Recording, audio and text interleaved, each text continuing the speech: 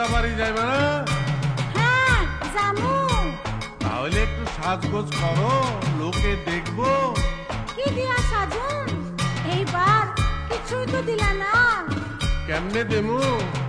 এবার পূজা বোনাসও পাইলাম না, তোমারেও কিছু দিতে পারলাম না।